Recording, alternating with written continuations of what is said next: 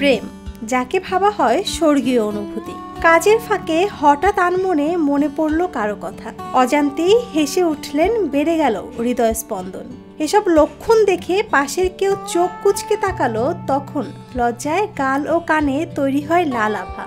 ক্ষেত্র বিশেষে হাতের তালু ঘেমে যায়, কখনো কথা আটকে যায়। প্রেম দুটি অক্ষরের একটি শব্দ, কিন্তু এখানে জড়িয়ে থাকে মানুষের জীবন, এমনকি মৃত্যুও। প্রেমের অনুভূতির সাথে জড়িয়ে থাকে মানুষের সাফল্য ও ব্যর্থতা। প্রেমে পড়াকালীন সময়কে ধরা হয় মধুমাস। তখন কাজের স্পৃহা বেড়ে যায়, কঠিন কাজও সহজ লাগে, মনোযোগ বেশি থাকে। এর প্রভাবে শরীর স্বতঃস্ফূর্ত থাকে। অপরদিকে ছন্দপতন ঘটলে সব যেন মুদ্রার এপিঠ থেকে ওপিঠ হয়ে যায়।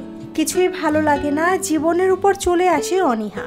কাজে অমনোযোগী, ক্ষুধা কমে যাওয়া, এমনকি ঘুম না হওয়া।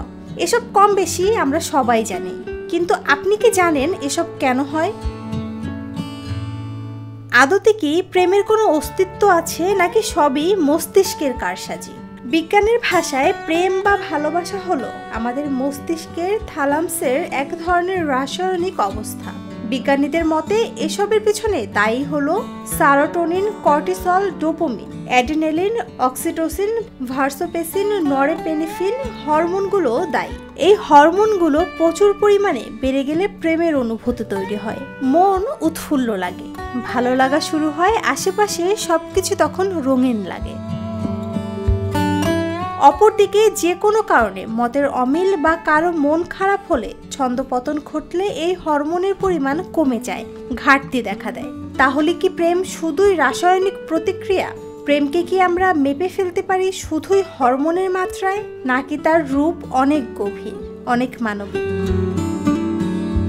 যতই বিজ্ঞান ব্যাখ্যা দিক, প্রেমের ছোঁয়ায় মন আজও কাঁপে, চোখ আজও ভিজে যায়। তাই হয়তো প্রেম একসাথে রহস্য, জৈবিক এবং আত্মার সংলাপ। শেষ কথা একটাই, প্রেমকে স্পর্শ করা যায় না, প্রেমে পড়ে শুধু অনুভব করা যায়। আর সেই অনুভবই হয়তো জীবনের সবচেয়ে সুন্দর অধ্যায়।